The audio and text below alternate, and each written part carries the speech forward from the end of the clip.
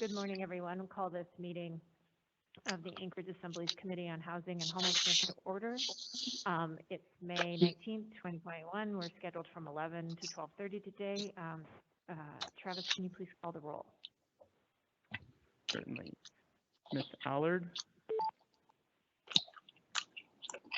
Mr. Constant? Here. Mr. Dunbar? Yeah. Ms. Kennedy? Ms. Kennedy is excused. Ms. LaFrance? Mr. Perez-Verdia? Here. Mr. Peterson? Present. Mr. Rivera?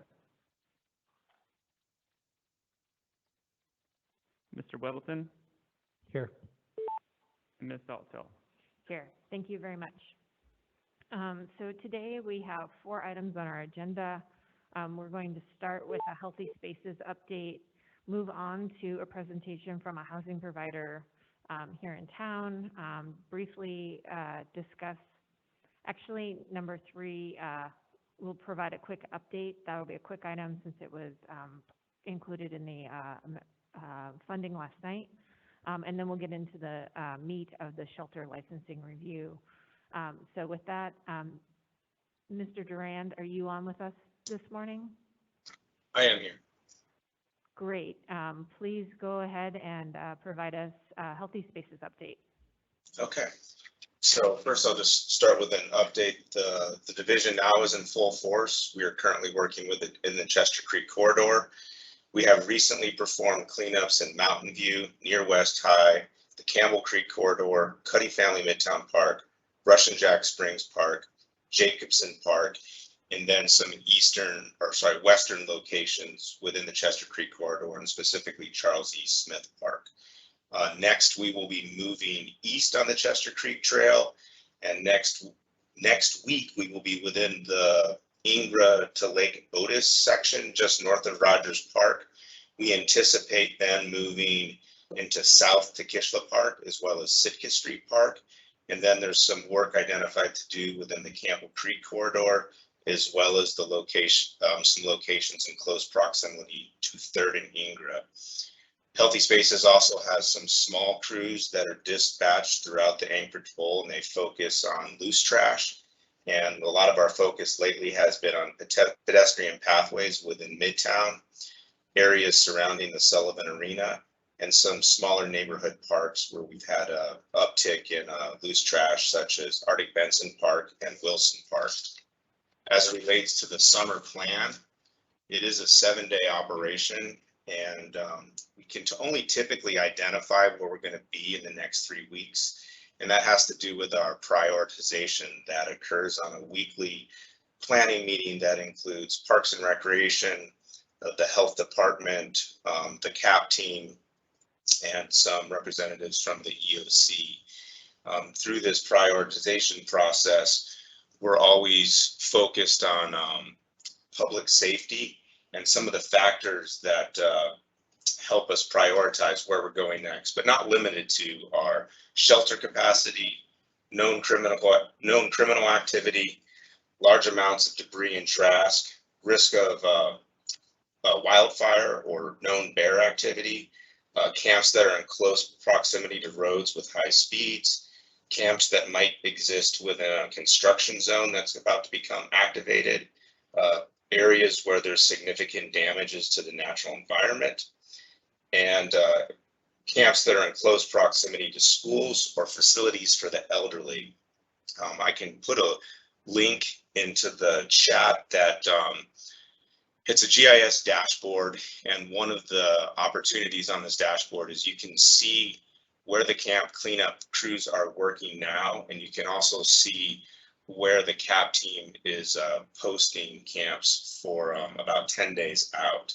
It's a useful tool to see where we're working, and I will add that. And I also wanted to note that Parks and Recreation, very similar to last year, we did just recently close 2 areas to the general public. And this is because these are areas that for many years have been inundated with camps. and there's been significant damage to these environmentally sensitive areas that are in very close proximity to creeks. A lot of vegetation has been removed, the soils are compacted, and these two locations are specifically the wooded areas south of the Chester Creek Sports Complex where the Sullivan Arena is, and then there's some sensitive areas north of Rogers Park within the Chester Creek corridor. And that's all I have for the update today, and I'm available for questions. Thank you, Mr. Durand. Reminder, members can put themselves in the queue through the chat on the Teams Live event, or for those who are here in chambers can just get my attention. I did put myself in the queue. Could you talk a little bit about what the coordination with outreach is for outreach for unsheltered persons as you move through the abatement process? Yeah, I can. So currently the approach is when the CAP team, just after they post camps for a 10-day abatement, they alert outreach via email. In our discussion yesterday, we were looking for more opportunities to be more proactive with that. And some of the ideas were the CAP team was going to identify other locations that outreach could go to proactively, even if we're not planning to abate those camps soon.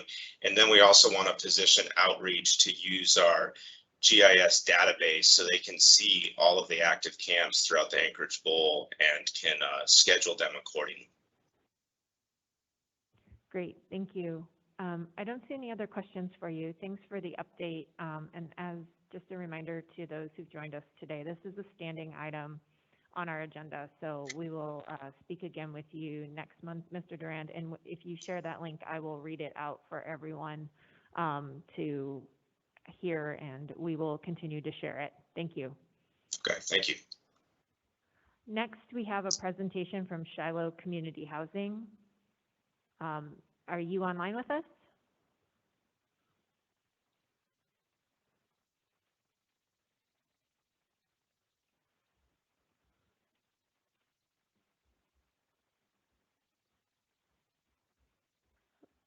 Okay, I know we were having a few technical issues. So, what I'm going to do is, if there are no objections, I'm going to go ahead and shift us to the next item just because it's going to be very brief, and then we will come back to Shiloh Community Housing.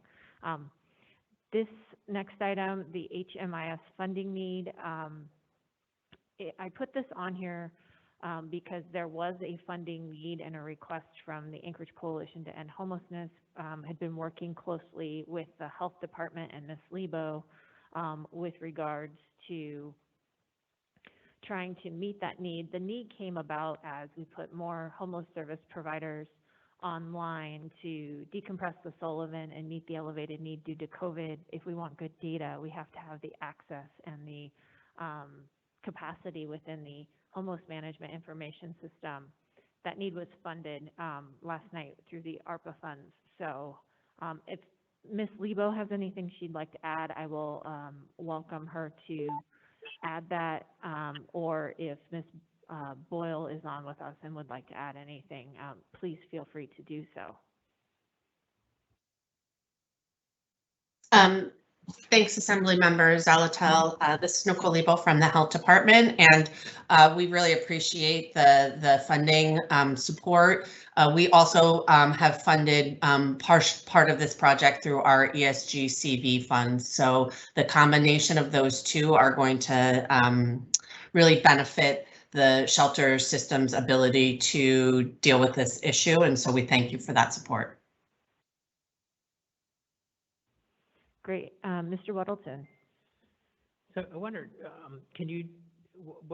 what's not working with the HMIS? I mean, where is it not used, and what are the problems when it's not used, and how do you propose getting everyone to use it? Thanks. So if Ms. Boyle is on with us, or even Ms. Lebo want to talk about or try to address Mr. Weddleton's question, I of course have a few thoughts, but I will let you guys go first.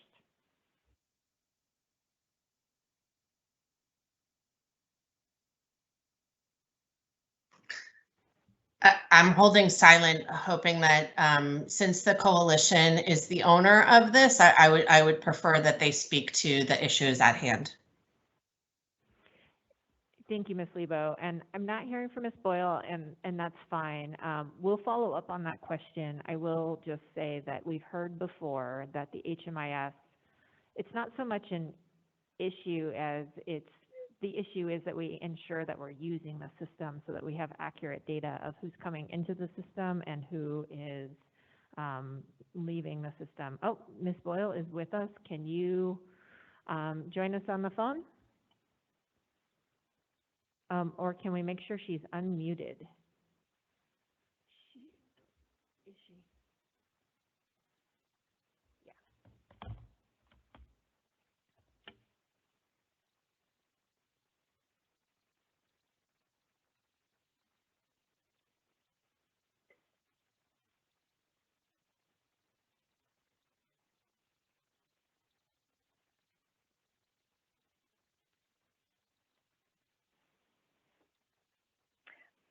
Through the chair, Assemblymember Zalato, can you hear me now?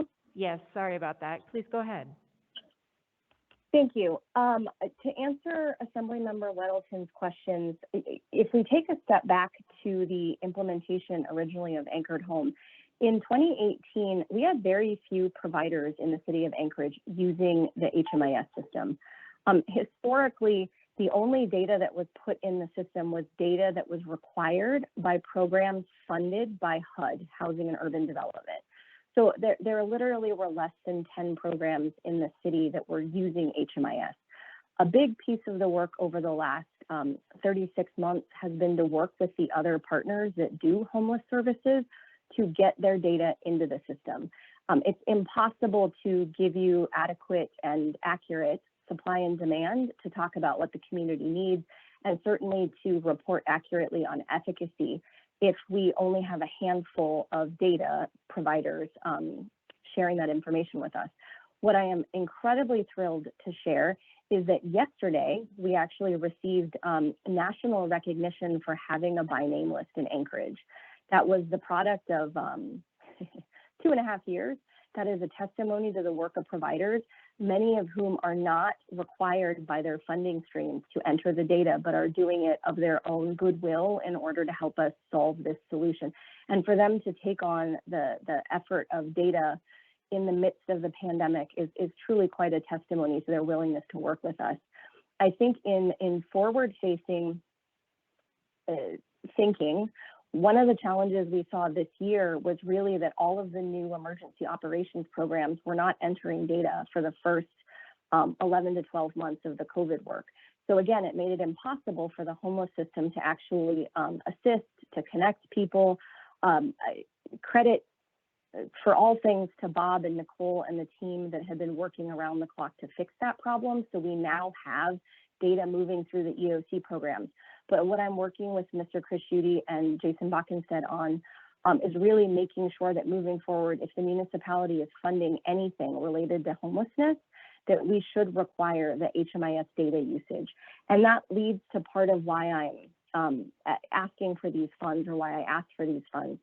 Because we've focused so much on the use of HMIS and the need for this data, again, not just for those of us in nonprofit, but also to report our outcomes to the community, which the public has been asking for. I do have to point out that just in the last 3 months, we've added 20 projects in Anchorage to HMIS. It's always been a free service.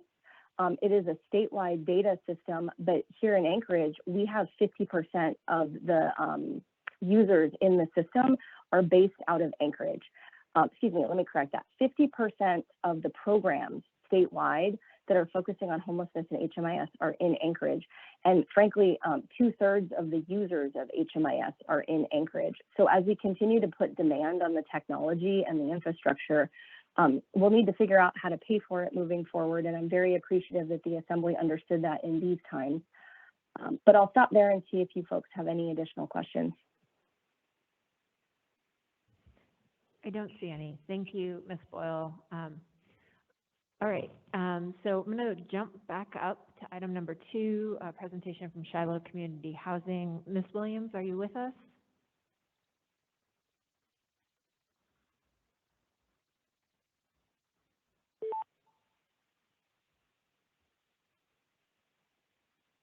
Okay, it looks like we're still having some technical issues, so we're going to jump into number 4. If we have time, if not, we'll invite Shiloh back next month. We'll work it out. So the next is the shelter licensing review. That is going to be a review by myself, Mr. Constant, Mr. Waddleton. Just a little bit of background for those who may be joining us for the first time on this topic. Proposed ordinance was put forward with regard to shelter licensing. That proposed ordinance went out to providers, coalition members, departments within the municipality. Feedback was received, and based on that feedback, we are working on a new draft of that proposed ordinance, but we have some overview information we'd like to share today that we believe is responsive to that feedback and indicates the direction in which that proposed ordinance is going. So we have a PowerPoint, and for those who are online, the telephone with us, you can find that on the committee's website. Once we get that shared, we'll start going through it.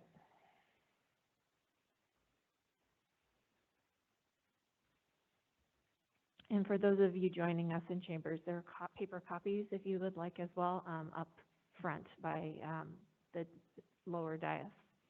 All right. So I'm going to walk us through this, and I am sure Mr. Waddleton and Mr. Constant will jump in. And if you have questions, please pop into the queue. It would be my preference to handle questions as they come up on the slides. So we'll go to the next slide. All right, so we want to start this conversation by grounding this work around shelter licensing in the historic and current need for shelter. And when I say shelter, I mean homeless and transient shelter or emergency shelter. So what I've provided here is some recent data that kind of talks about where the shelter utilization was just pre-COVID, so about a year before COVID, then through COVID and where we're at now. You can see from the data that we really average between 415 to 500 single adults kind of on an ongoing basis pre-COVID in need of shelter, with that number often increasing in the winter months. Throughout COVID, well, actually going into COVID or the height of COVID or into that March timeframe in 2020, we saw approximately 660 individuals moving through the shelter system. It fell in the summer of 2020, which is something we're used to seeing. But then coming into this year, we were at about 956 persons in shelter. And when I say shelter here, I mean both the mass shelter, non-congregate facilities, so those stood up by the municipality, and the established shelters. Our current utilization as of this week was 685 single adults. If you look at the capacity without the mass care facilities, our current capacity for single adults, as reported on the dashboard, is approximately 120 beds.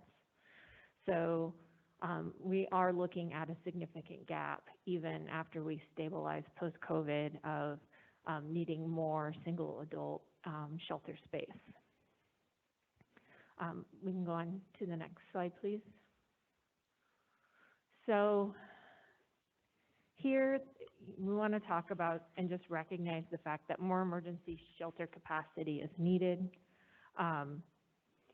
We knew that before COVID, but COVID has emphasized the tenuous nature of our overall emergency shelter capacity and the stability of housing for many of our residents. And this need will exist regardless of our success in rehousing individuals experiencing homelessness. We will have to have some baseline capacity based on our historical need and our gaps in the housing availability. And here, the gap analysis, which was performed by the Anchorage Coalition to End Homelessness, really identified that one of our largest gaps is around services and housing for single adult individuals who experience chronic homelessness. So this is our opportunity to thoughtfully consider how to bring on more capacity that will provide quality emergency safety net services in collaboration with the community. Next slide.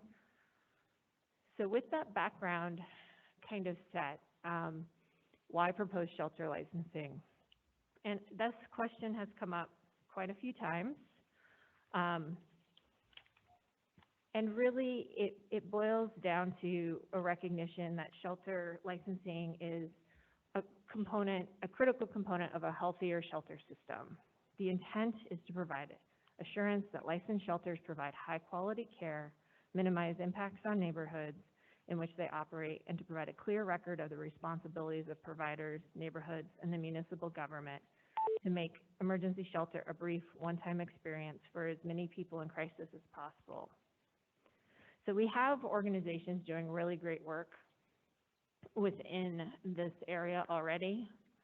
What we want to do is ensure that we can bolster these organizations' work by really ensuring that their operations can move forward where we can still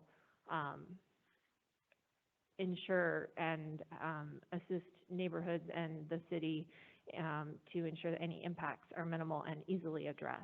So it's a balance of the two interests. And I think as you see us move through this next slide on policy considerations, you'll see that we really have worked hard to do this. Next slide. So 4 main policy considerations came out of the feedback we received to our initial draft. The first, takes into account facility accreditation. The next is the implementation timeline for established shelters. Removing transitional housing from this proposal altogether and reserving the youth shelter section. And finally, removing barrier designations, but keeping a distinction between day and night operations. And we're going to address each of these in a little bit more depth. Next slide, please. So I really liked this quote. This quote is all me, but I think it gets to the underpinnings of what we're trying to achieve with shelter licensing. It says, quality is an ongoing process of building and sustaining relationships by assessing, anticipating, and fulfilling the stated and/or implied needs. We really are trying to underscore the importance of the relationships of everyone involved within the homeless response system when we do this work. And that relationship is everyone from the provider to the client to the neighborhood to the municipality. So we really want to make sure that frame is a part of the conversation as we move through this work. Next slide, please.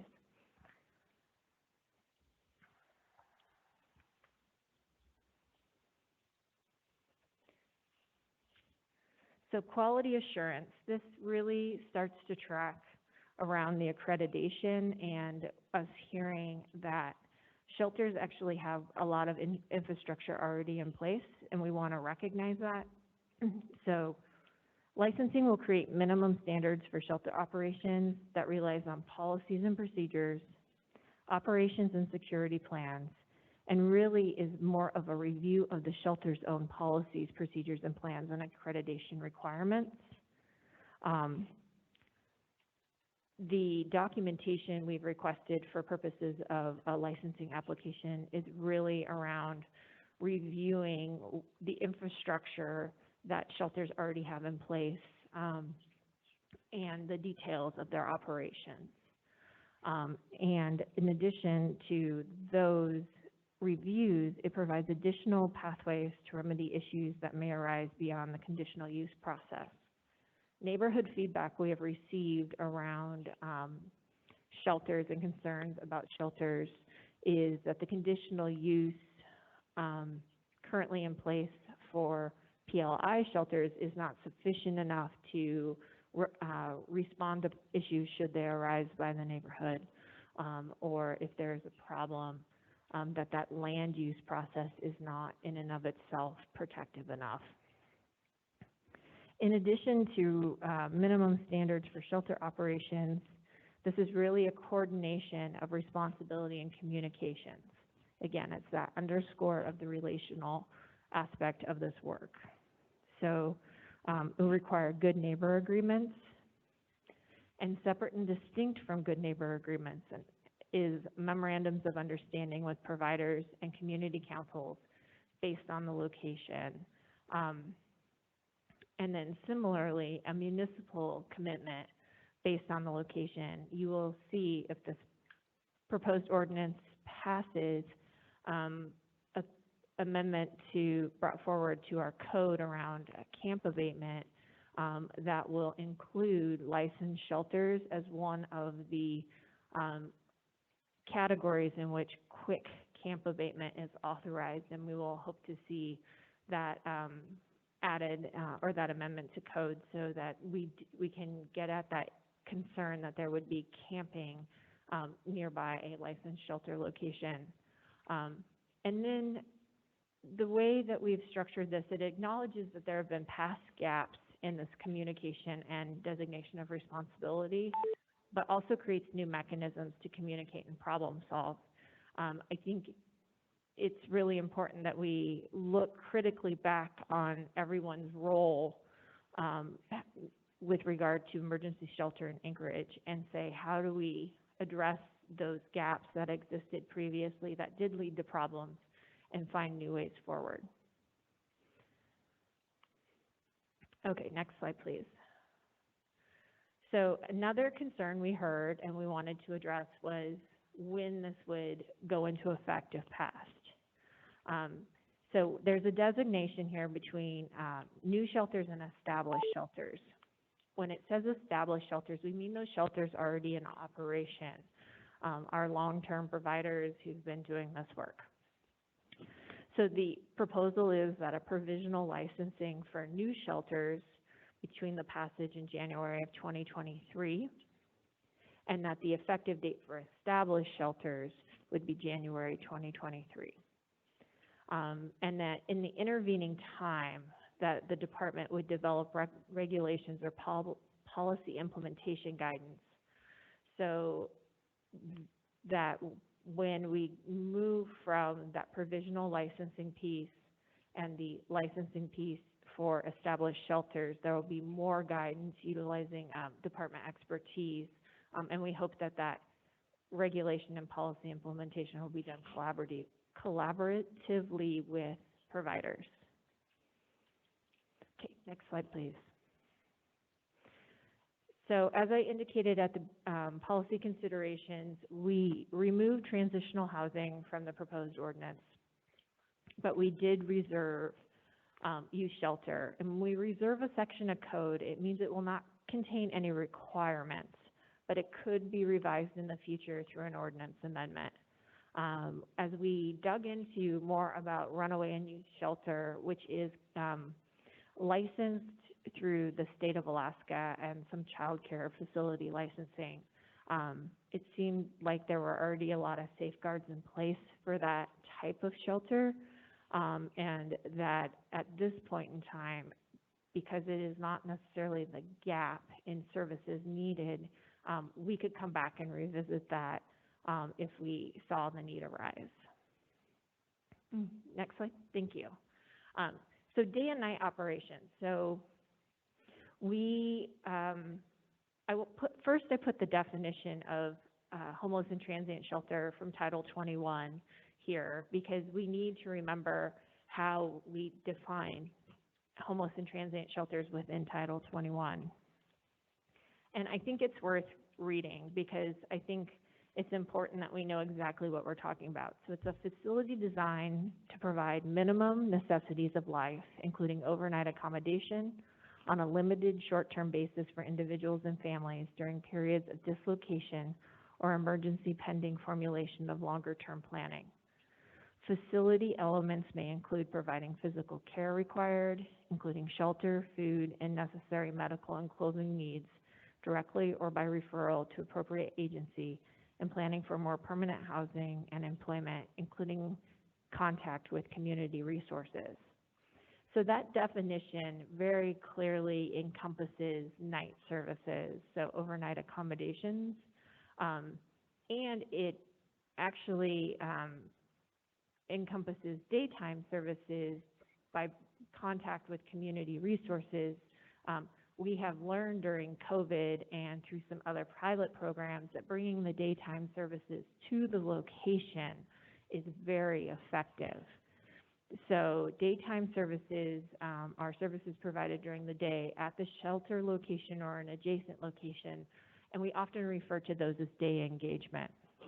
A lot of you may be familiar with the recent announcement that the old Beans Cafe down near Brother Francis has been acquired and to become a day engagement center. So we can contemplate that 2 different licenses are required because there may be 2 different operators involved.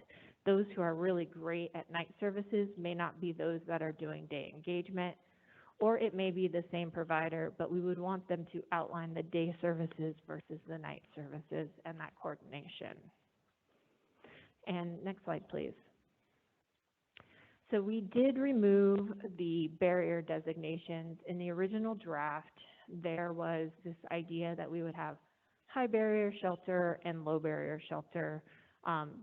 Here, what we've done actually is really left it to the providers, that the clientele proposed to be served at the shelter should be described and matched to the provisions of the operations plan. So it leaves the details to the expertise of the shelter providers, but asks them to describe their operations and how the client's needs will be met. What we heard from the community is that the high and low barrier designations, that binary choice doesn't truly reflect what the operations are. There's a lot on that spectrum.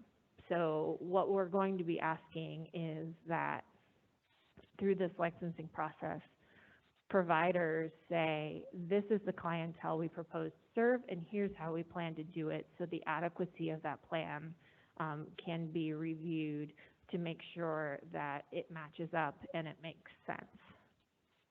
And that, I believe, if we go to the last slide, is an overview of where we headed within the second iteration of shelter licensing. The general administrative process remains pretty much the same, and we hope to be able to move that draft through here in about the next week or so. We are happy to answer any questions or if there's any discussion as we finalize that draft.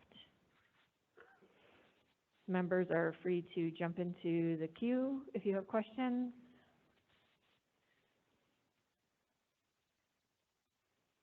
Just going to give it a second here. Yes, Mr. Perez-Verdia. Thank you, Madam Chair. Yeah, just a couple of questions, thoughts. The one is the cost related to the changes that we're asking shelters to make. Has there been a discussion about what it's going to cost them to be able to meet these standards, and whether there's discussion about financial support for them as they transition into meeting these new standards? So that's the first question. I'll let you answer that first, and then I have a second one. Sure. Thank you for the question, Mr. Perez-Verdia. So the way this is structured really asks for documentation of how the operations are already going. There aren't a lot of other substantive requirements placed in the licensing other than, I believe, some spacing issues, and then compliance if you are already a HUD provider with the Emergency Solutions Grant, the ESG requirements, unless specifically exempted. In addition, there's a very broad ability to seek a variance of a particular provision that the providers could say, look, we see you want A to happen, we actually do it with B. B still meets the intent. So I don't see significant costs because a lot of the things that we are requesting should already be in existence, and we are looking to review what's already in place, particularly if there's accreditation of the facility. All right, thanks. And as you were doing your presentation, I was thinking about the similarity and differences between, the effort that's been happening in our state around childcare, early childcare, and creating standards for that, and working with childcare organizations to meet those standards, and just the incredible challenge around that. And I guess I'm really curious to hear from providers as we begin to move this forward, in terms of how this is going to affect their ability to do their work, and again, the certainly, I mean, I'm curious about the cost of it, but I'm also just curious about how this is going to impact their ability to do their work as they've been doing, and so that I wanted to just, I guess, share that, and as we move forward in this process, I'll be anxious to hear from providers in terms of where they see this improving and helping them, and where they see this as a challenge. Thank you. Thank you, Thank you, Mr. Perez-Verdia. Mr. Weddleton. Are there providers in the queue to talk to on that issue, or? We have 3 providers who've signed up to provide comment after we conclude with this portion. Oh, okay. Well, I just put out there for Cameron and others. You look at our shelter system; it's actually really good. I mean, they do a good job. They very little public assistance, if any, and they're not a problem. You look at Rescue Mission and Clare House and the Salvation Army's operation, and Covenant House and so on. So we really don't want to impact them. They do a great job. What we want to do is prevent operations that can cause problems in the neighborhood and maybe not even serve clients super well. And some of the problems we saw is, if there's no certainty in having a bed one night and the next, then you have people line up and they may or may not have a bed. And if they don't happen to make the cut this night, then they pitch a tent on the sidewalk. That makes sense. But it doesn't work. And then operations that, times when they're kicked out early in the morning for, whatever reason, then where do they go? They don't go far, but that's a challenge for the neighborhood. So things like that. But you look at our shelters now, there isn't really a problem currently. So we don't want to change that. We just want to prevent those really bad situations that can arise. Thanks. Mr. Comstead. Yeah, so I'm not going to correct Mr. Wellington, but I do have a difference of opinion, and just from perspective and experience, that lately, of course, things have been better because we've decompressed the volume and scale and scope of people served in any location except the mass shelter. And that one is so substantially managed that it's not being able to create the substantial negative harms that have been experienced by neighborhoods in this town surrounding certain facilities. And so I would offer that in some ways we want to support the provider's ability to do the work as they've been doing, but also in some ways we want to help them to provide a service that is less impactful in certain areas, and that we can provide some confidence to members of the community that if something is going to be proposed within a half a mile or a mile of their house, that we can provide some assurance that we won't allow things to slip back into a place where they have been in the past, because frankly, there have been problems in the past. And so the idea here is to chart the course that creates the least burden on any party, while at the same time providing certainty to the clients that they're going to be well treated, which we know that these operations have done. So that's not a question. That there is a method for addressing community impacts that's respectful to the operator, that's respectful to the neighborhoods, and respectful to the community at large. But it provides a process and a method that is more thorough and thought through in advance, because solving problems before they're problems is the better way to get to it. It takes less resources when you anticipate and have working relationships. And so, in sum, I would just suggest that we can always do better toward a more perfect system, and this is part of that. And we welcome, of course, the input of the providers. We've had several meetings with them, but we don't exist currently in a place where the provision of these services is trusted in the community. And so Mr. Weddleton and I have both traveled across the country and seen locations where it doesn't have to fall apart, and it can be done in a way that is healthy across the board, and that's the target here, is healthy across the board. Thank you, Mr. Constant. Mr. Perez-Verdia. Thank you. Just want to circle back to the purpose again, and it sounds to me like that certainly there's conversation happening now that the purpose is around community impact. Also, it seems to be the purpose is providing quality services and having an assurance of that quality. And I guess that's where I would just throw out two additional things. One is that requirements without funding or mandates without funding, and I'm again curious, and I'd like to hear from the providers on this, but what this is going to require them to do differently than they're doing now, and how possible is that, and what impact that will have. But the second piece is the community impact, and what part of this are they able to control? What part of it is sort of within their scope of responsibility, and what part of it is out of their scope of responsibility and falls into someone else's responsibility, like the municipality. So those are things that I'm still curious about as we move forward. Thanks. Thank you. I appreciate those clarifications.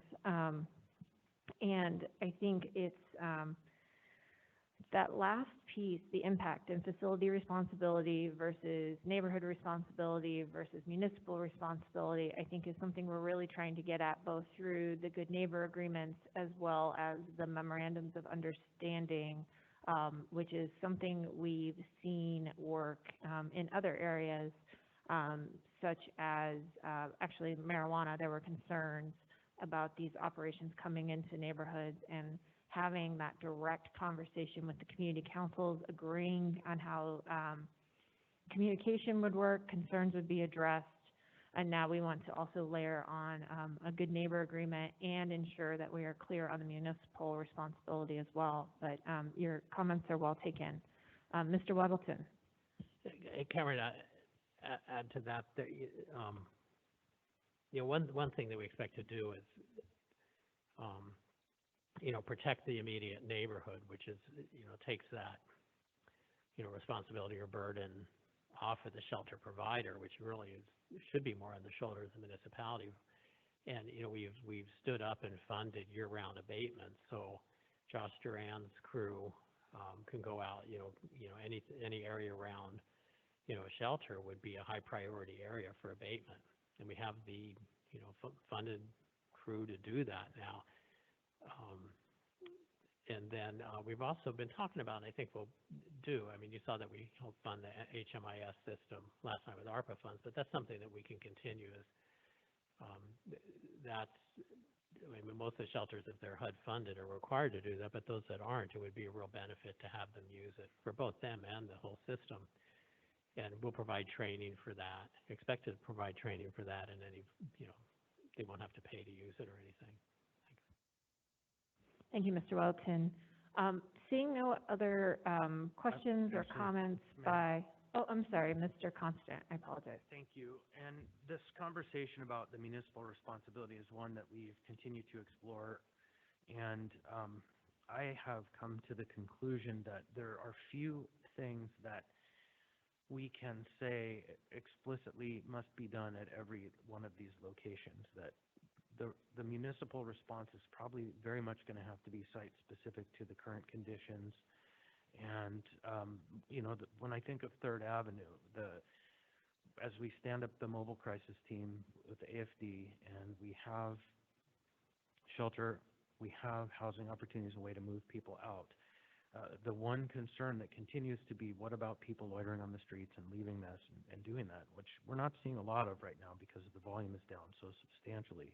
But the theory there would be to secure a contract with an organization such as the Anchorage Downtown Partnership to do hourly sweeps and to address the kind of intermediate concerns that aren't APD related, that aren't mobile crisis team or AFD related, but are simply the presence concerns that need to be addressed. And so that's just one example of a municipal commitment. And so I believe that when we get down to the brass tacks, that there are going to have to be site-specific commitments from the municipality. And just to dovetail off of what Mr. Weddleton said, in the last 3 years, the municipality has increased its commitment to and is funding shelter. And so any argument that we aren't or haven't is no longer with merit. And so I believe we will continue to do our part as we reshape the system to be more responsive to broad community needs. Thank you, Mr. Constant. Okay, seeing no one else in the queue, I'm going to go ahead and turn us over to provider comments. We had 3 providers who requested to speak, and we will start with Ms. Sherry Laurie. Ms. Laurie, are you with us?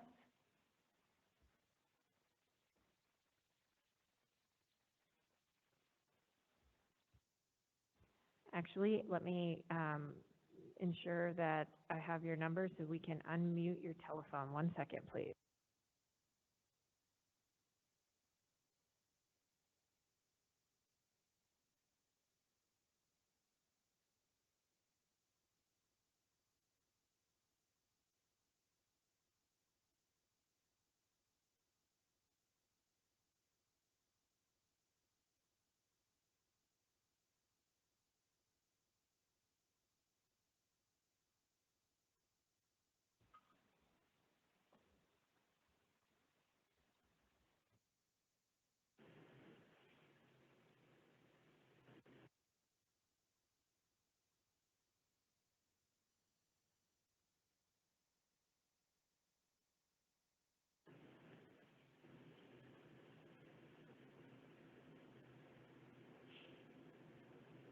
Ms. Laurie, are you with us?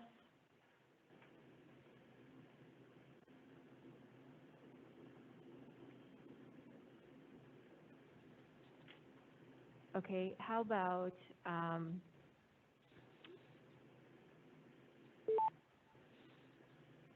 oh, there you are. Hello? Ms. Laurie, is that you? Yes, I was online and couldn't get on, so I decided to call. Great.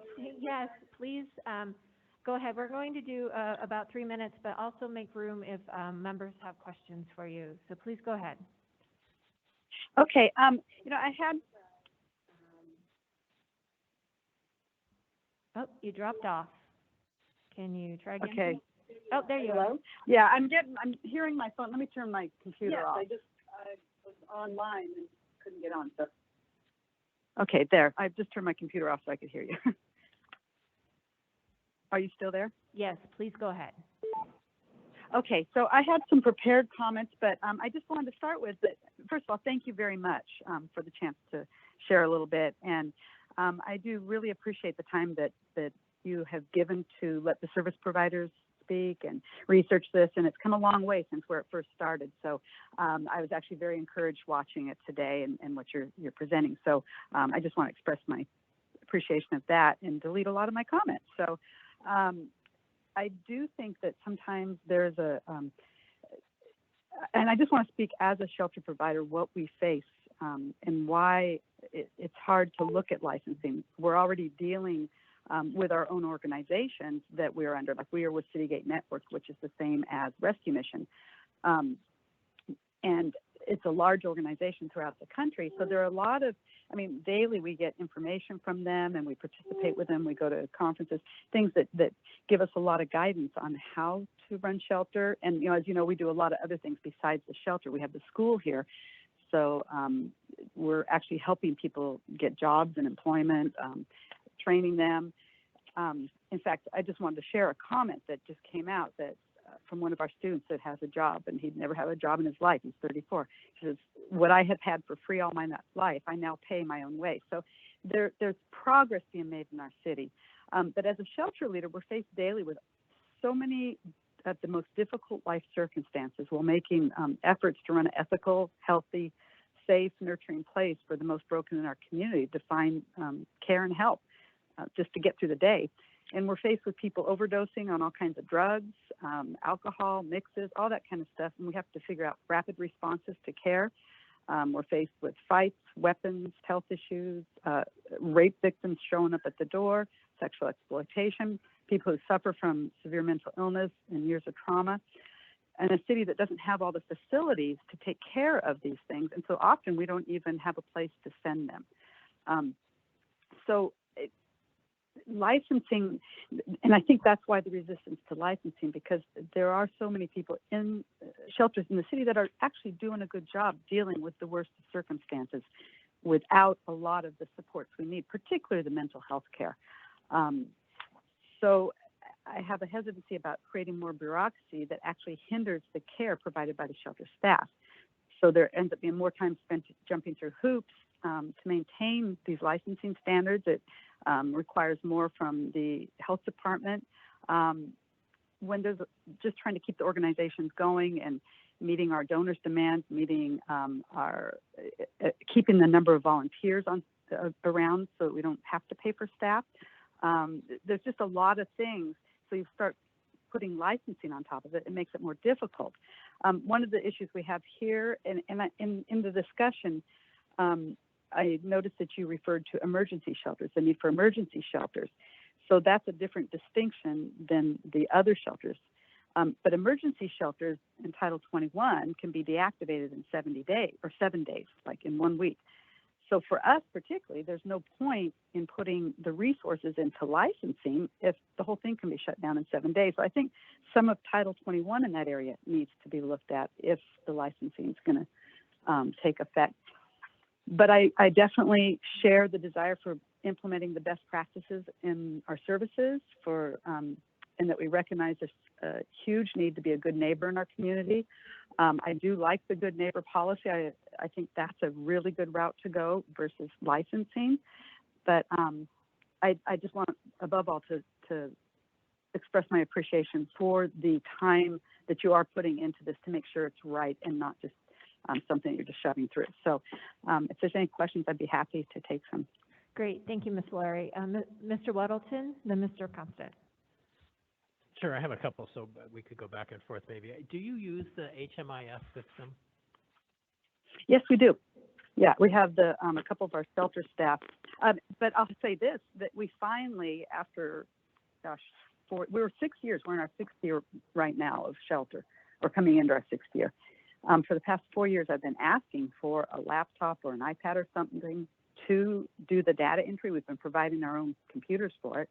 And so finally, about 2 weeks ago, we got 2 iPads, and that has made a big difference. We're now starting to get it back up to speed again because we only had one staff member that would bring her own computer down there to do it, and if she wasn't around. So we feel supported now, that the fact that we can have an iPad provided that can go on the floor versus a staff member having to go in the office and do the data input. Well, that's great, because that seems like a pretty small barrier considering the importance of getting that system going. So I'm glad that happened. Exactly. Do Yeah. you want to go back to Chris and then I'll come back to me? I'll let you two manage it. Go for it. I'll be glad to go. Ms. Laurie, so just for clarification's sake, easy to confuse the title of emergency shelter, even though this has the title in it as well. We're talking about 2 separate sections of the code. And the section of the code that you're referencing with the 7 days is not the section that we're addressing under the licensing regime. Instead, that program and that method is in the health department, and it is long established that that's, previous to the 7-day requirement, they could immediately shut a provider down if there was a problem.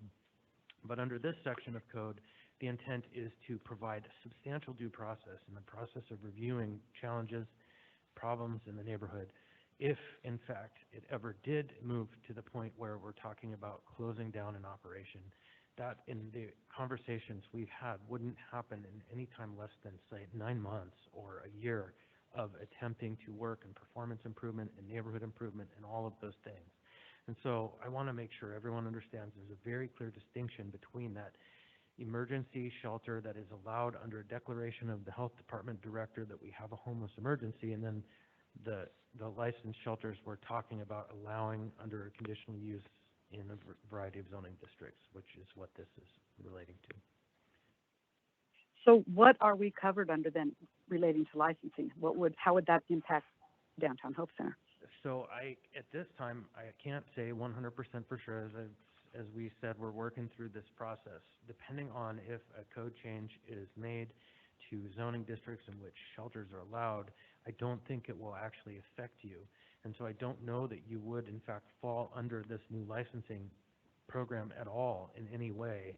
As I believe I previously stated, if it was a desire of the shelter, the Hope Center, and all of its amazing programs to be incorporated under this, so you have the increased protection, that's a conversation that we would have specifically in relationship to you or other operations that may be grantable under a variance or some other mechanism that would allow this section of code to provide you more protection.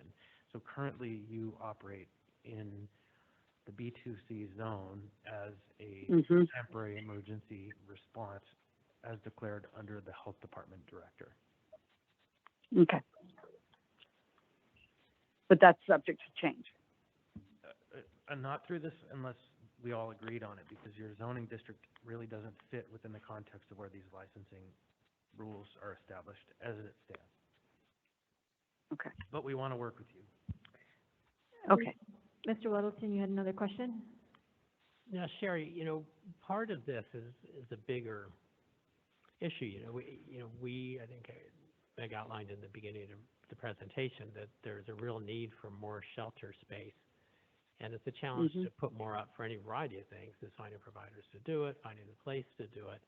And that leads to expanding the possibilities to general business districts, so B3, which is fairly common. It's kind of odd that we haven't done that for a while, but so it's really trying to make it easier for groups like you to set up shelters. But of course, there's pushback. People don't trust it because they've seen really bad examples, and they don't want to threaten their neighborhood. So it's very natural. So part of this with the licensing is, okay, well, we're going to put this there to put, a tool to prevent those bad scenarios that people are afraid of. So, I mean, do you agree that we need more shelter space? And do you have, what's your sense that, this package with a license would help alleviate neighborhood fears and make it easier to open, a shelter, say, more operations like yours? Well, I actually have a whole idea on that, and I talked with Nicole Lebo and Dave Kuiper and Jasmine, and I really believe that the church is an underutilized resource right now. If you were to go to churches around, there's a whole route there that we could literally decompress Sullivan and put small groups into churches all over town if that was addressed. And I think that there's a lot of conversation that could be had around that. And especially when I saw this data 2023, that gives time to perhaps use that route and then see where we are with shelter. Because if you take a group of people, maybe 10 people, have a church come around and embrace them and help them get to the resources they need, you have a lot better opportunity to really address the needs of the individual versus put people in groups of 50, whatever you want to do. So I think that there's a whole other conversation that could be had on that, which would eliminate a lot of the conversation about licensing, and perhaps then could use the resources that we already have here in the city. But that's a whole, like I said, I talked to some people about it, and I really believe that it's a viable route to take. Thank you. Because then you have a smaller group of people and people that are taking responsibility to watch after them. And a group think gets in a large group. It's much harder. Whereas the smaller groups like that, I think a lot of good could be done in these lives and a lot of help. So. Thank you. Mr. Constant. Thank you. And on that note. Oh, I'm sorry. Members in chambers, we got to get closer. We're being Okay. hard to hear. On that note, Ms. Laurie, I don't believe anything in the code restricts a campaign and effort to organize churches to provide a more substantive response. And in fact, that is the section of code already that yours operates under. And this is an area that I completely agree with you that if we were able to figure out a way to inspire more participation by small local community groups to help even just 1 or 2 as opposed to 10. 10 is great. We could make a substantive difference. I think there's probably 1,000 churches in this town. And so I strongly support this. I don't think those would be regulated under this shelter licensing package. I believe they would fall under the emergency shelter code. Exactly. Yeah, and I've been talking to several, there is a lot of interest. So so that's another conversation, probably not here, but I do think that that is a viable route to go. Thank you. I don't see any more questions for you. Thank you for coming and sharing your ideas and your perspective. I appreciate it very much. We have a few other providers. Next, we have Ruby with Choices. I just don't have a number, so we can unmute and she'll speak up. Ruby is here. Great. She's in person. That makes it a lot easier. So generally 3 minutes, and then I'll let you know if there are any questions, okay? All right. Please turn the microphone on. I believe there's a yellow button. There you go. All right. Thank you. My name is Ruby Montefelli, and I am the program director for the PATH program within Choices. And I really just want to speak today about the overall flow and kind of what it's going to look like in the future. I do hear a lot of your talk around more structure and things like that, but is the expectation that it's going to be put in place something that you see being a long-term, consistent program that we can, as providers, look forward to after this bunch of individuals are placed, whether it's in, emergency shelters, transitional sheltering, because a lot of my concern around this kind of wraps around the expectations of providers. The biggest thing that we hear all the time is we want to see your numbers, we want to see your data. Well, since I have been working for Choices, doing outreach, I've been in contact with over 1,000 people. And in that amount of time, I've housed over maybe 6 or 7 dozen people. But that's nothing compared to the inconsistency that we've had to deal with when it comes around trying to correctly and permanently house an individual whose needs change daily. And so the expectation that has been given to providers to mold and shape and do all these things is great because we're trying to make difference. But when trying to stay within your parameters in a community that consistently changes has been very difficult. And so I understand that there's only limited that you guys can do as well, but I feel that a lot of providers have, just like myself, have stood before you and kind of gave you our perspective. And that just brings me to thank John for coming out with us and seeing some of the things that we've had to endure each and every day. But sometimes I feel like a lot of our concerns that we have go unheard. And at the end of the day, it's not our decisions that are portrayed sometimes. And it's really, a lot of the tools that we've given are really not tools that help us to be effective in the community. And so we have to try our best to make it work. But when we're out there and we're listening to our clients and they're saying, hey, this is what's working, this is not what's working. You have us in mass sheltering. Well, I'm not safe in this mass sheltering. So then we try other things and we try other things. But it's our faces that they have to see each and every day. And so when we go out there and it's not our decisions that are being made, it's harder to explain. But I feel like if we were more consistent with what we're asking and understanding that a lot of the individuals that are accessing these shelters, 9 times out of 10, if you really talk to them, their disability isn't the alcohol that they're using or, the drugs that define them. It's literally their lack of understanding how things work. And so I just want to know, what does consistency look like when we're trying to move forward outside of this pandemic? Great. Thank you. Mr. Constant. Thank you.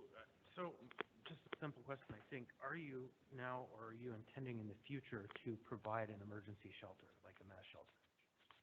Not our agency. Thank you very much. Mr. Webbleton. Well, yeah, thanks. So just to anyone listening who may be on this route, I don't think any of our efforts to here regarding mass shelter kind of operations, but that's only one piece of the plan. It's not obviously offered as the solution to everything. I mean, it's just one part. And I think all of us would like to see the mass shelter as the smallest component. People move in, but we get them out quickly. So I think when you say inconsistency, is it just that rooms, a roof over their heads available or not, you never know at any moment? Is that, because it seemed like that was the deal. You go and talk to people and say, hey, we want to get you in housing, but there isn't any. So hopes get risen, but there's nothing for them. And that's a money problem, I think. But is that, why don't you walk me through a case that shows this was an inconsistency, just so it's really clear? So the reason why I'm speaking on sheltering in general, even though our agency doesn't offer that, is just because I'm in the shelters daily.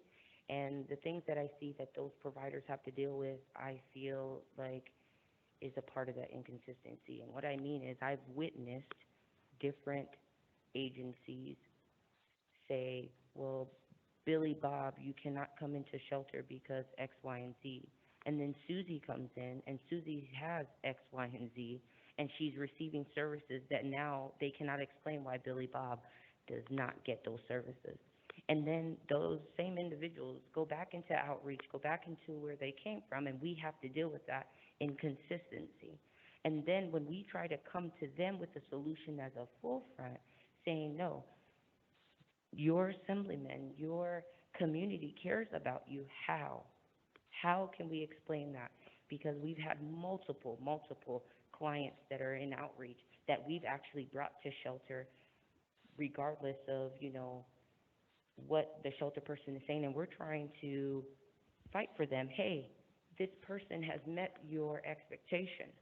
Just like right now, we're on hold for funding for housing, and we've asked clients that are now unsheltered to follow the rules, do what they have to do, gain employment, and now they're holding because of our inconsistencies. And then our relationships now are being broken because of that. And it's not us. It's not us service providers, but we're the ones having to answer to that. Yes, thank you. Thank you for sharing these concerns, because I hear these concerns both as someone who's been an advocate for people who have to go through systems, and systems aren't always consistent. And I think that's part of what shelter licensing is trying to get at, is to see what are the policies, the procedures, the operations plans, so we all know the playbook. And we're not trying to necessarily dictate the playbook, but we're wanting to be able to review it so we know what the plan is. And I think one of the unresolved issues in shelter licensing at the moment is client grievance opportunities, because I think we have to balance everyone's rights. As we went through the presentation, it's all about relationships. And so thank you. I hear you. And I think that, in my opinion, this type of structure helps get to some of your concerns. Implementation is always different than what you see on paper, but if we can provide those structures, hopefully we can get to some of those frustrations and to help rebuild the trust in the system. Thanks. I do have one more question, and then we're going to have to move on to our next speaker. Thank you. So you mentioned that you have experience with clients who say, I can't go to the shelter because I don't feel safe. I don't feel like that's an environment where I can be safe at all. And so is that a common experience? Do you hear that? We do hear that, but it's us, I would say, the OG providers that have been out here, at times that could be a defense mechanism of, oh, well, I don't want to follow the rules of shelter, so I'm going to say I'm unsafe. But on the flip side of that, we've actually met some genuine people that were like, no, I'm not safe there. Why? Because of X, Y, and Z. At one point in the beginning of the pandemic, we had babies in shelter because Covenant House didn't have enough space. These little, what we look at as little children, were now in a predicament to be exploited. So how could we better, you know, take care of them? And at that time, they didn't meet that quote unquote higher priority to be put into other housing opportunities like the hotels. And so to me, that was a breakdown in the system, because I've already had a couple of those younger individuals tell me that they were in fact hurt in some type of way in shelter. So I felt like in that moment, the system let them down. Thank you. It's been a couple of years because of the pandemic. I don't hear these complaints right now, but I have heard these complaints for years that people would rather camp than go into the shelter because that's where you get sick or bed bugs, or that's where you get violated. And so this kind of strikes at the heart. And to everyone listening, this isn't to say shelter providers are bad or doing bad things. It's hard work. It's nearly impossible work. And that's the heart of what this conversation is about. All right, thank you. Briefly, Mr. Weddleton, we have 2 more providers, and I have 2 other individuals signed up for audience participation. Okay, thank you so much for joining us today. I hope you'll stay involved. Next shelter provider we have to speak with us is Pastor John from the Rescue Mission. I believe he'll be on the phone.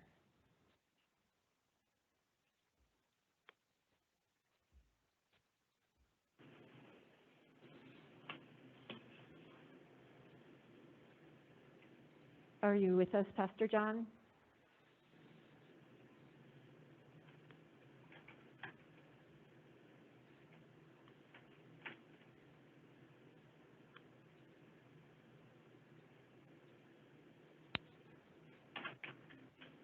Is the Rescue Mission with us today?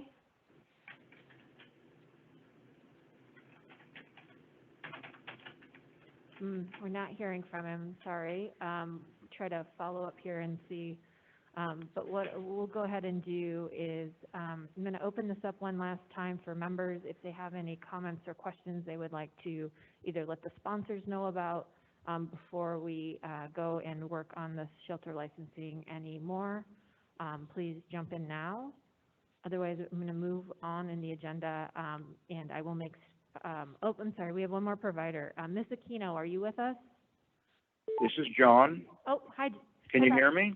Yes, hi, Pastor John. You have 3 minutes to provide. Oh, hold on. I've got to turn something on my computer here. Can you hear me? Yes. All right, hold on. Okay. Who am I speaking with? So you're with the Anchorage Assembly's Committee on Housing and Homelessness. We're ready to take your comments. You have about 3 minutes, and then we'll see if there are any follow-up questions. Please go ahead. That's fine. Thank you so much.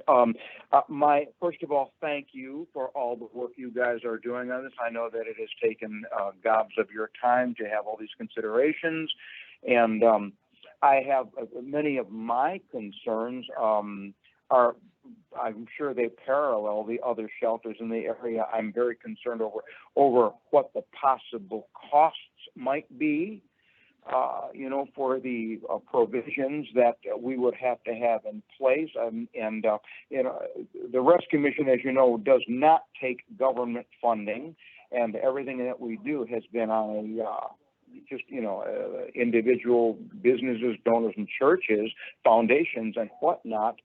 So we've received no government funding of any kind. And so, of course, I would have a concern as to what costs might be incurred, what I actually have to hire staff, or the amount of reporting that would be necessary.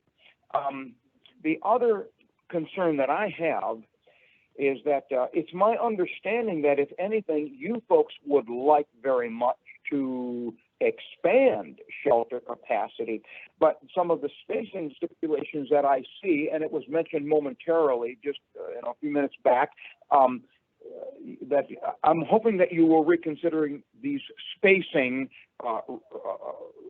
restrictions, because if everything goes into place the way you've got it enumerated here, our capacity, speaking in a very general way, would be curtailed by approximately 50%. We generally are able to host 100 guests every night. Well, with the spacing considerations, that's going to go down considerably. There's another consideration that I want you to think about, and that's this, that our guests do not live with us. You have specified 50 square feet of living, quote unquote, living space, not sleeping. Our guests sleep with us. Yes, they dine, they sleep, and they congregate in the common areas, but they do not live here. They sleep overnight. They are gone in the morning. So I'm just going to ask you to revisit that spacing consideration.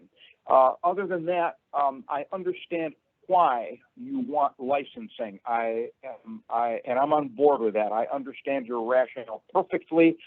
You want to take the perspective of affected neighborhoods into consideration, and that can only be a good thing. We need that. So. Great. Thank you for joining. Okay, that's about it. I think that should do it. Thank you so much. Yes, thank you. Thank you for providing that feedback. We very much appreciate it. Mr. Weddleton has a comment or question for you. Okay. Pastor John, when you know, I'm here. If you go through the, I guess the most recent version or whatever we come out with soon on the licensing, I would like to hear what costs you think it would impose on you. You know, I mean, what dollar amounts and stuff. Well, that would be helpful for us to know. Yeah. Okay. Now I don't have all the draft proposals right in front of me, but there is a fair amount of reporting that we've never really had to do. Okay. And it just, I'm not sure. It sounds ponderous to me, Assemblyman. It sounds like it would be a time-consuming and ponderous thing. Maybe that's my own perception, and perhaps it is an error. I'm not sure. It occurred to me as I read through the proposal that I might actually have to hire more staff just for accountability and reporting. Well, and I can't do that. So that was a concern. There are other concerns that I had were around the sanitation aspect of things. According to this current proposal, I would actually have to add a bathroom. Now, we've got separate men and women's facilities, of course, that being restrooms as well as showers. But your proposal is calling for an individual restroom, as it were. And, that would entail a bunch of cost for me. We've got that. We have it for staff, but we have not needed it for clients per se. Those are some general concerns. Does that help? Thank you. Thank you. Mr. Constant. Thank you, Pastor John. Two questions, really. You bet. Do you have any form of accreditation at this point? Yeah, we are with the City Gate network, and these guys come by every so often just to check out our operation and to make sure that we are on board. We consider ourselves to be we liable and accountable. Right. So can you restate the name of that accrediting agency? Absolutely. City Gate Network. City Gate Network. City Gate Network, yes. Thank and of you. course, we have we pass all our inspections every year. We've got the health department coming in, the fire department, and we are up to speed on everything every year. So one more question, Pastor John. Yes. I think that there was a look of bafflement between myself and Ms. Zalatel under your comment about where we would require certain bathrooms or we would require substantial reporting. I don't know that I've seen that in any of our drafts.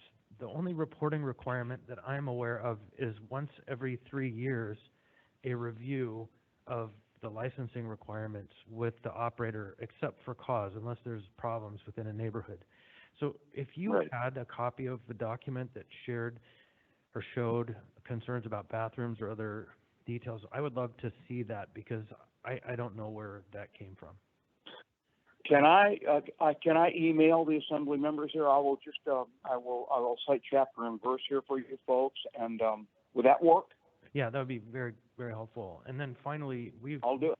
we want to make sure this is no cost for the applicant in the procedure. We want to make sure that the accreditation that you use fulfills as much of the requirements as we can. And so I appreciate your positive words. Thank you. Thank you, all of you. Okay, have a then wonderful day. Pastor John, before you hang up, I do have a request as well. If you Yes. have information about your accreditation through the City Gate Network, and you could send that along as well, that would be helpful. We're trying to You bet. ground this work in what's actually happening. Thank you. Thank you for joining us today. I very much appreciate it. Thank you. Provider we have is Ms. Lisa Aquino. She has tried to call in, so just if Ms. Aquino, if you can hear me, you can go ahead when you hear me.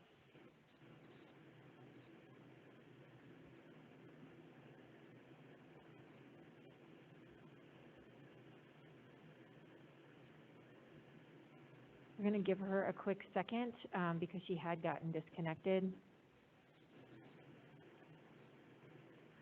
I did have two other individuals who had signed up to provide some audience participation today, so I think we're going to, since we're getting short on time, bounce to those and then come back to Ms. Aquino. I have Mr. Branson and Mr. Oliva. So Mr. Branson's here with us, so I'm going to go ahead and give him the opportunity for 3 minutes, and then we'll see who else is on the line. Please go ahead, Mr. Branson. Hi, Roger. I am a local mental health advocate, and I am an advocate for homeless folks. I very much appreciate the work you guys are doing, the direction this is all heading in. I think it's very positive. What I want to speak about today was just kind of a refocus from something I heard at the Assembly meeting last night in regard to ARPA funds. There was a comment made, and I want to be very respectful and say that I do not know any of the families or the individuals involved, but there was a comment made in discussing ARPA funds that a specific agency had within their frame of reference or the population had experienced 2 suicides in this past year, and that was somehow a cause to consider them for additional funding. As a mental health consumer and a person who's been around folks that have suffered from mental illness, suicide is an end stage of mental illness, of mental health stuff. And with all due respect to the parties involved, in and of itself, suicide is nothing. There's nothing noble about it in and of itself. It is just an act that a person decides this is where they cease to exist at. We certainly don't lift up folks like Israel Keys and that have chosen that route for their end stage. This is the end stage of mental illness. It is a very sad reality, and the heroes aren't the ones that don't survive the battles. The heroes are the ones that are choosing to get through the night, that are choosing to face the next day, and to return to the community and to try to help rebuild it. So it's a false metric to say that because an entity experienced these things that they should have additional funding. That only makes sense in the light of post-vention. Post-vention is huge and would be called for that population. But post-vention is just pulling the bodies out of the river, and we can do that forever, or we can send somebody upstream and start figuring out why they're falling in to start with. So I just felt the need to speak to that topic. Suicide was an issue that I've experienced in my life, and I just really appreciate the direction this is all headed into. I really appreciate the consumer voices and the people that are involved that are able to come in and speak up, and I look forward to where we're going to. Thank you. Thank you, Mr. Branson. I don't have any questions for you, thanks, though. I do have Ms. Aquino now on the line, so I'm going to give Ms. Aquino 3 minutes to talk about shelter licensing and then any questions. It looks like we have about 3 or 4 other individuals who may want to provide audience participation. So it's my intent to extend to accommodate those as well. So Ms. Aquino, please go ahead. Thank you so much to all of the assembly members there today, and I appreciate you giving me some time. I unfortunately was not able to attend the beginning of this meeting, so I didn't hear the presentation, but I was able to look at it. I found it, or it was sent to me, and I've looked it over. I really appreciate the language used in the presentation. It really feels like all of us as shelter providers, that you heard a lot of our comments and thoughts, and that's been incorporated into the thinking going forward, which I so appreciate. Let me just say that these efforts to try to coordinate and build partnerships between the life and death needed service of shelter for people experiencing homelessness and our local government is critical. This is life and death service, and this is a part of what needs to happen in our community. So I'm really grateful and to all of you for taking this step forward and figuring out ways to work on it together, and also really for the support and the guidance around working within neighborhoods. You know, I think there's a lot of things that we've learned from the past, and we want to make sure in all of our work moving forward around emergency shelter that we are working together in coordination with the neighbors that live near us. We want safe neighborhoods for all the people we're serving, and that hasn't always been possible. So I guess just, I'll wait and see what the actual document looks like. I haven't seen that so I look forward to that. But just a couple of considerations. I heard Pastor John speak, and I do agree that to be considerate of the costs that this could incur. And I heard Assemblyperson Weddleton's question about how much those costs would be. And for an agency like ours, where we're already working to get accredited, there's a lot of that work would overlap with licensing, but it is just more. It's more paperwork. It's more tracking. It's a lot more. It's just more work like that. So just to keep that in mind, because every provider of homeless services, we're all working at a pretty slim margin in terms of shelter. Shelter is costly, and there's not extras. Everything goes back to the people that we're serving. And then the other thing is just, and I heard this in the presentation, I just want to reiterate that, there's been some comparisons to homeless shelters and marijuana sales and marijuana retailers. And I just urge you again to please not categorize those two things in the same way. Homeless services, we're not making any profit at an emergency shelter. There's no profit there. This is a service for our community, a service that in many communities in the United States is actually paid for by the local government. And it hasn't historically been in Anchorage, but I appreciate the ongoing new partnership and all of that's happened in the pandemic to put resources towards that by the local government. And I know the three of you have worked hard on that. So I urge that consideration, please.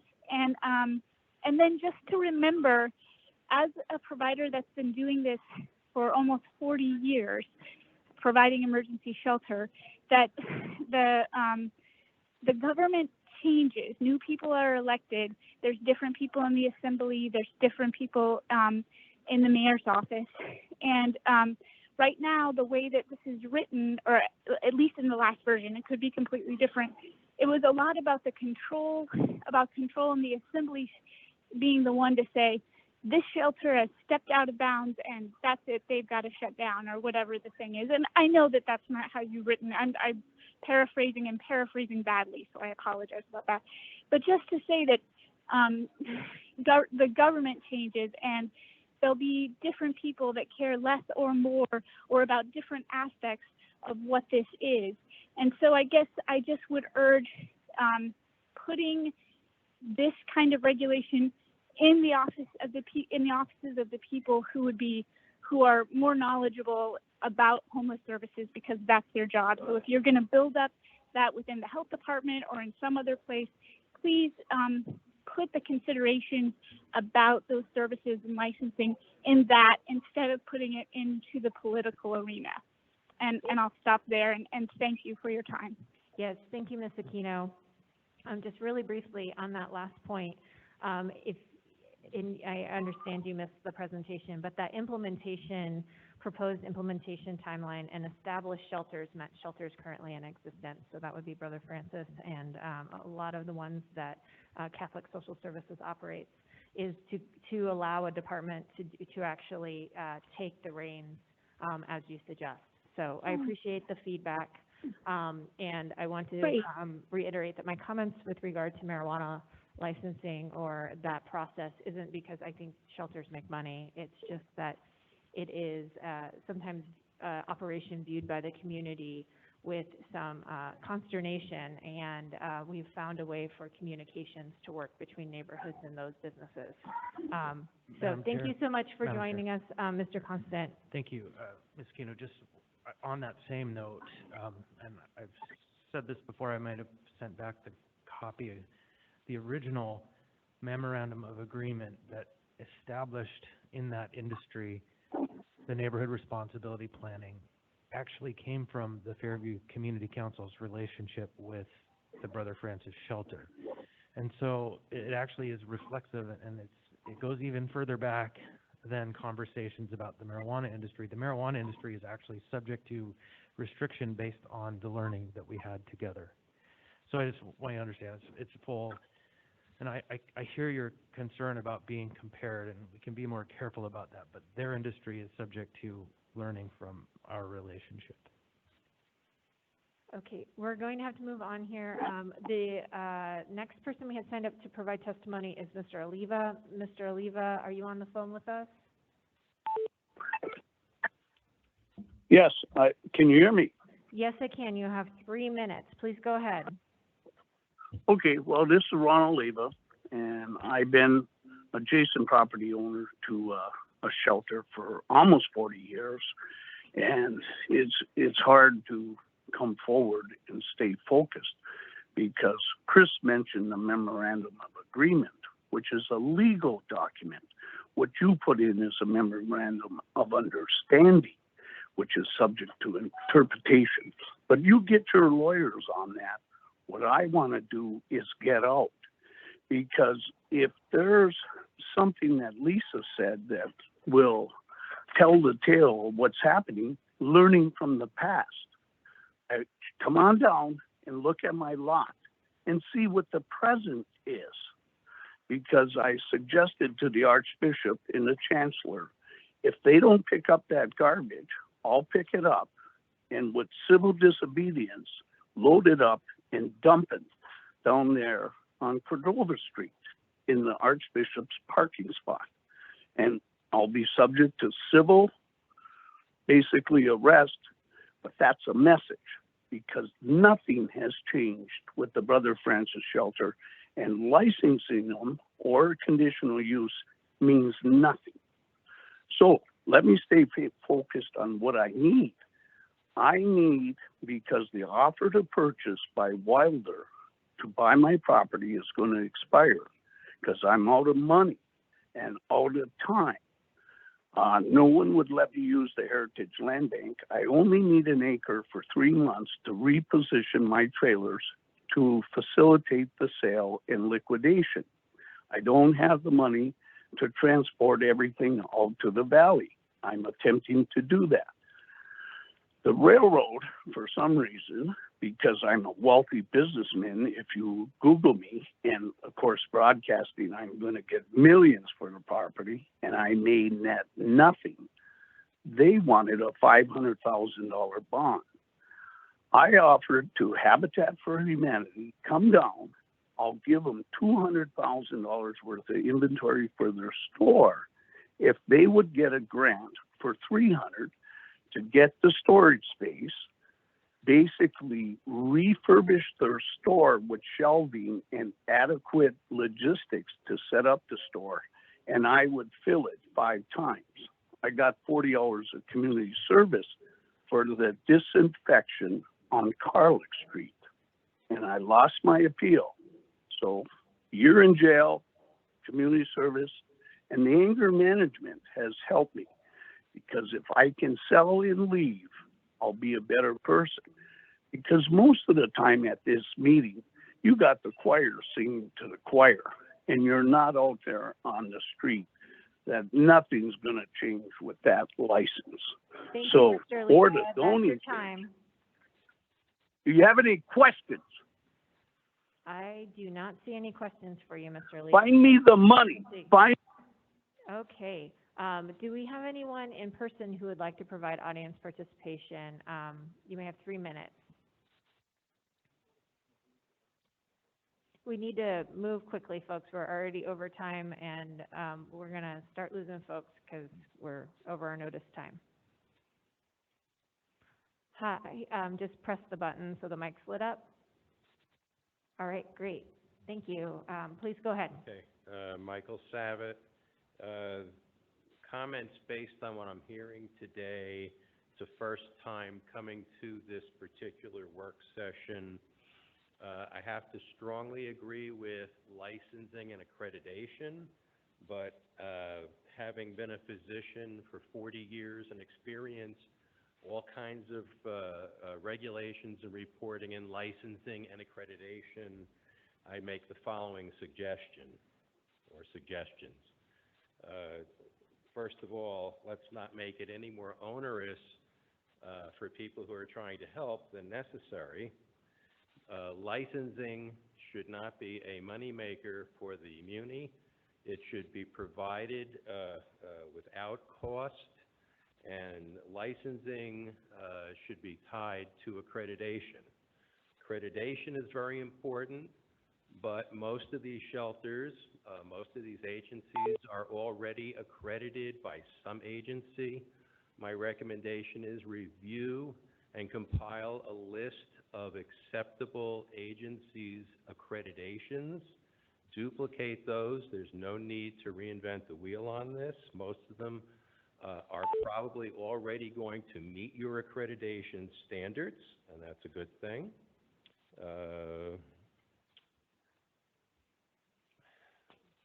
I think that that pretty much covers accreditations. You were very happy and proud of your slide about quality. The medical community has moved past quality alone as a measurement for outcomes probably a good 25 years ago.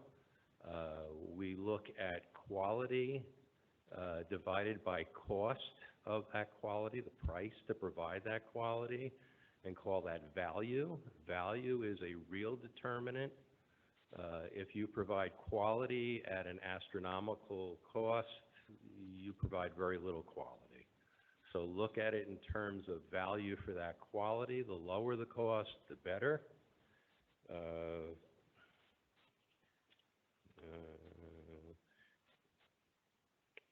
Day and night services, very, very important. It's not enough to warehouse people at night, as important as that is to give them a safe environment. You're not getting at the root cause of their problem. Daytime services are essential. They must be provided. You took that first step by purchasing Golden Lion as a rehabilitation center.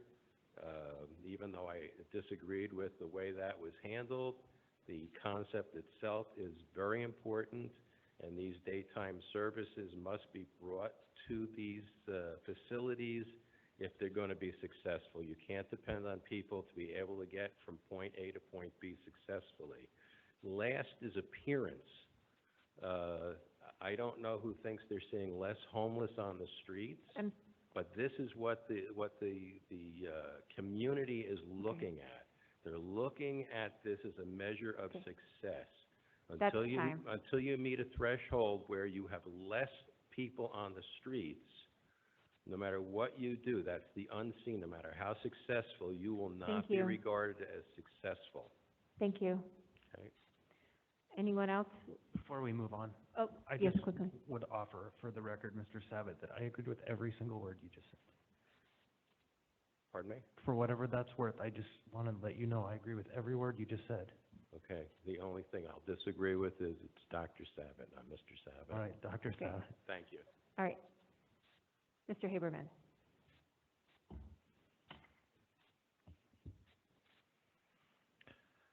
My name is Eugene Carl Haberman, Alaska resident for 43 years. 20 of those years, Anchorage resident, currently a Valley resident.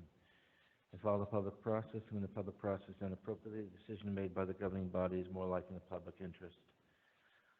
First of all, I think it doesn't hurt to still compliment you all in one aspect, key one. I appreciate your engagement on the homeless issue. It's a remarkable difference to what the borough in the Valley handles homeless. I'm trying to recall the last time at a borough assembly meeting you even said the word homeless, period. So thank you for that, and I know it's difficult, but I'd like to get into a couple issues and also remind you of a couple of things I've said in the past. Number one is, before COVID, there were shelters in the community. And assembly meetings, I did a tour with the assembly pre-COVID over at Brother Francis Shelter, and it was atrocity. I was simply one word. It was clear they were not handling it well, and I'm surprised that since that visit, I didn't see anything that's changed.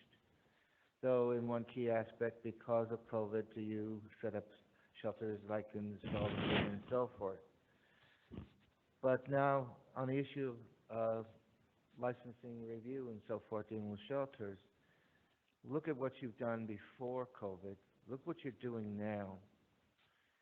And look at the failure of you, respectively, leaving a situation not changed.